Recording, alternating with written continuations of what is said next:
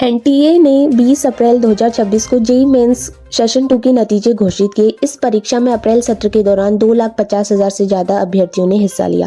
देश भर में 26 छात्रों ने 100 परसेंटाइल हासिल की, जबकि बड़ी संख्या में छात्र जेईई एडवांस के लिए क्वालिफाई हुए। देहरादून की राजपुर रोड स्थित एलन संस्थान में इस उपलब्धि को लेकर जश्न का माहौल देखने को मिला। संस्थान में पत्रकार वार्ता आयोजित की गई, जहाँ छात्रों के साथ केक काटकर और फूल माला पहनाकर उनकी सफलता का सम्मान किया गया। सेंटर हेड एलन उत्तराखंड के विनय माकिन ने कहा, हमारे छात्रों ने कठिन प्रतिस्पर्धा के बीच शानदार प्रदर्शन किया है। यह उनकी मेहनत, अनुशासन और निरंतर प्रयास का परिणाम है। हमें गर्व है कि 100 परसेंटाइल हासिल करने वाले छात्रों में एलन का भी एक छात्र शामिल है। सर, ये एग्जाम इंडिया में 2026 में करीब 13 लाख से ज़्यादा बच्चों ने दिया है, जिसके लिए 2.5 लाख बच्चे उत्तीर्ण हुए हैं जो जेईई एडवांस देने वाले हैं अब मई के एग्जाम में, मई के मंथ में। तो एलन के करीब 300 बच्चों ने दिया था, जिसमें से 71 बच्चे अभी तक, जब तक रिजल्ट कंपाइल हुआ है, क्वालिफाई किया है उन्होंने जेईई एडवांस के लिए। और मैं उन सबको, उनके परिवारों को, उन बच्चों को, उनके टीचरों को बहुत बहुत हार्दिक शुभकामनाएं देता हूं, मुबारक देता हूं कि इन बच्चों की मेहनत सफल हुई है। इन्होंने बहुत मेहनत की है, पूरे साल हम इनको काम करते हुए देख रहे थे। हमारे फैकल्टी मेंबर्स और ये बच्चे अभी लास्ट के कुछ 1 महीने के अंदर कुछ बहुत ज़्यादा ही मेहनत की है इन लोगों ने, तो उसकी वजह से आज ये 71 बच्चे जो हमारे क्वालिफाई हुए हैं जेईई एडवांस के लिए, ये उनकी मेहनत का नतीजा है। और मैं उम्मीद कर रहा हूँ कि 71 बच्चे, ये बहुत, मुझे उम्मीद है कि ये क्वालिफाई कर पाएंगे और आईआईटी के लिए क्वालिफाई कर पाएंगे। बच्चे बहुत ही अच्छे हैं हमारे।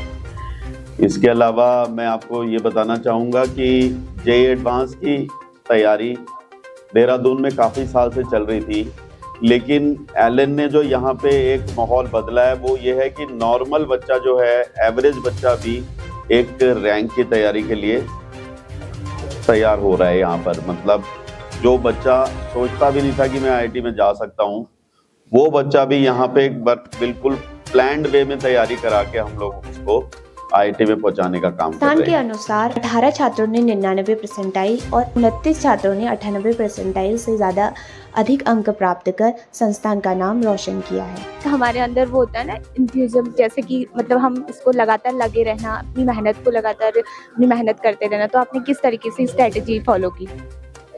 Ma'am, it's all about consistency. Daily हम लोग यहाँ पे आते रहे, टीचर्स ने गाइड किया हमेशा।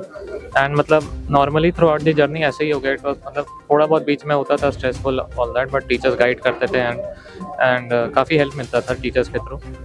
एंड इट वाज मतलब ऐसा नहीं है कि कभी भी ज़्यादा प्रॉब्लम फेस करना पड़ा। जो आपके जूनियर्स हैं उनको क्या मैसेज देना चाहते हैं? मेरा मैसेज तो ये रहेगा कि मतलब अपने टीचर्स का सुनते रहिए। एंड एलन का जो सिस्टम है दैट इज़ वेरी गुड।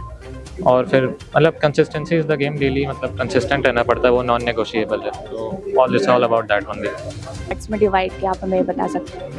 मतलब जैसे सुबह में मतलब जो याद करने वाली चीज़ें थे वो मैं सुबह ही पढ़ता था, और फिर मैं मतलब मेजॉरिटी टाइम तो मैथ्स और फिज़िक्स, मतलब जो हैवी वाला पार्ट होता है उसमें मेजॉरिटी टाइम यूज़ करता था। और जिस टाइम पे मतलब पेपर होता है उस टाइम पे मतलब गारंटी करो कि उस टाइम पे ज़्यादा पढ़ रहे हो जिस टाइम पे एक्चुअल एग्ज़ाम की टाइमिंग होती है। इससे तैयारी को कैसे किया, कैसे मेंटली आपने खुद को प्रिपेयर किया, ये बता सकते हैं? मेंटली तो जैसा टीचर्स वगैरह ने बताया, मैंने उन्हें स्ट्रिक्टली एकदम फॉलो किया, एकदम ईमानदारी से, कि होमवर्क वगैरह सब टाइम पे कंप्लीट करा, और जैसा टीचर मेरे को गाइड करते गए वैसा ही मैंने फॉलो करा।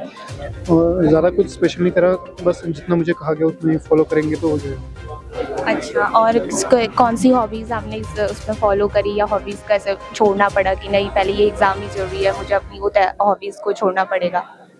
हॉबीज़ वगैरह ऐसे तो मेरी सच थी नहीं, बस थोड़ा इंस्ट्रूमेंट बजाने का शौक था, वो छोड़ा तो नहीं, बस साथ साथ चीज़ के चलते रहा। उससे फिर माइंड रिफ्रेश वगैरह हो जाता था, तो पढ़ाई में भी फिर आगे हेल्प मिलती थी। तो इसमें मतलब आपने उनको मेंटली कैसे प्रिपेयर किया और कंसिस्टेंसी कैसे लेके आए कि पूरे साल भर मुझे पढ़ते ही रहना है ये सारी चीज़ें? टीचर्स ने स्टार्टिंग में ही बोला, मतलब हमेशा ही बोलते रहते थे कि कंसिस्टेंसी इज़ द की। मतलब पूरे साल ही अगर तुम बहुत ज़्यादा एक दिन में नहीं भी पढ़ोगे, लेकिन 4-5 घंटे हर दिन सही से पढ़ोगे तो उतना भी काफ़ी होता है। एंड यही चीज़ को मैंने भी फॉलो किया। एंड मेंटल तो वैसे पेरेंट्स ने और यहाँ पे टीचर्स ने भी बहुत सपोर्ट किया। एंड वैसे तो कभी भी वैसे मेंटल प्रेशर उतना फील नहीं हुआ और वही रिजल्ट में भी दिखाता है। और जैसे आजकल एक मेन डिस्ट्रैक्शन हमारे लिए फ़ोन है, तो आपने उससे कैसे दूरी, सोशल मीडिया से कैसे दूरी बनाई? मेरे पास तो 12th के जब मतलब रिजल्ट आने के बाद मुझे फ़ोन मिला है, सो मुझे तो कभी भी ऐसा डिस्ट्रैक्शन फील नहीं हुआ। बाकी मतलब ऐसा तो लोग कहते हैं कि फ़ोन अगर है और तुम्हें डिस्ट्रैक्शन हो रहा है तो फ़ोन को या तो जब पढ़ रहे हो तो बिल्कुल ही बंद कर दो, बिल्कुल डिस्ट्रैक्शन नहीं होना चाहिए। ये बताइए कि जैसे मॉक टेस्ट के आपके उन्होंने बताया कि मॉक टेस्ट ने उनके बहुत हेल्प करी, तो जैसे कभी कोई मॉक टेस्ट में आपका स्कोर कम आया तो उससे आप डाउन फील हुआ?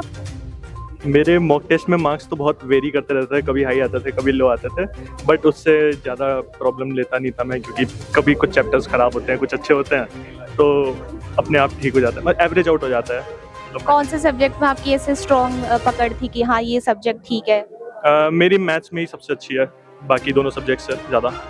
और जो आपकी ये प्रिपरेशन रही इसमें कभी ऐसा डाउन फेज आया कि आपको लगा कि नहीं अब मुझे ये तैयारी छोड़ देनी चाहिए? नहीं, ऐसा तो नहीं आया, कभी कभार मार्क्स कम आते थे तो थोड़ा दुख होता था, बट नहीं ऐसा तो कभी नहीं लगा। Thank you. ये जो आपकी जेईई एडवांस की तैयारी रही, तो इसमें मतलब क्या क्या फेज थे जिसमें आपको बहुत डाउन भी फील हुआ होगा, या कभी कभी आपको मोटिवेशन भी मिला होगा कि नहीं मुझे ये छोड़ना नहीं है, इसको करना है? मैम मुझे लगता है कि जेईई एडवांस की हमारी प्रिपरेशन में कई सारे उतार चढ़ाव आते हैं, मगर एक सच्चा महारथी वही है जो हर उतार चढ़ाव को पार करके अपने लक्ष्य को साधने में निरंतर प्रयासरत है। सही कि मतलब आपने अपनी तैयारी को कैसे शुरू किया और कभी ऐसा डाउन फेज आया? मैम डाउनफॉल तो आए कभी ऐसे, लेकिन टीचर्स का हमेशा सपोर्ट रहा। लाइक मार्क्स लो भी आते थे तो हम पढ़ना जारी रखते थे, कंसिस्टेंट रहते थे, तो अगले टेस्ट में नहीं तो अगले से अगले टेस्ट में मार्क्स वापस लेवल पे आ जाते थे। और जैसे मतलब ड्रॉप ईयर स्टूडेंट होते हैं ना, आप उनको किस तरीके से देखते हैं कि उन पे कहीं ना कहीं ये कॉन्फिडेंस कम हो जाता है कि मेरा एक साल में नहीं हुआ तो दोबारा से कैसे होगा, तो उनको कब क्या कहना चाहते हैं? मैम ड्रॉपर्स को ऐसे लो फील नहीं करना चाहिए। लाइक उनको इस बात पर ध्यान देना चाहिए कि अगर उन्होंने पहले प्रेप किया और पहले अगर उनका नहीं हुआ तो आगे वो उन मिस्टेक्स को ओवरकम करे और उसी पर उनका ध्यान देना चाहिए। लाइक कॉन्फिडेंस तो नहीं होना चाहिए। और टीचर्स वगैरह ने आपको कैसे सपोर्ट किया जब आप जैसे मेंटली थोड़ा डिस्टर्ब हो गया, मार्क्स लो आ गए या कुछ भी ऐसे हमारी जर्नी में होता है ना प्रिपरेशन की? टीचर्स का हमेशा सपोर्ट रहा। लाइक मार्क्स लो भी आते थे तो उस टेस्ट में जिस भी वजह से हो गया, मार्क्स, तो उसका मतलब क्या आपकी तैयारी के पीछे तैयारी आपने करी, क्या क्या स्ट्रेटजी आपने फॉलो किया, किस तरीके से अपनी पूरी जर्नी को आप आज एंडिंग तक लेके आई, आप हमें बताएं। मैंने जेईई मेंस की तैयारी करी नहीं थी। इट वाज जस्ट दैट पिछले साल नीट वाज वेरी डिफिकल्ट, तो आई prepared on a good level for physics and chemistry.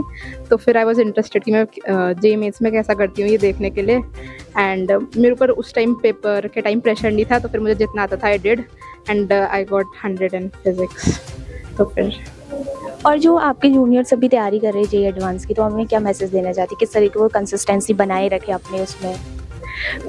JEE mains का मुझे उतना नॉलेज नहीं है, but from what I know that it's about consistency and hard work only, not that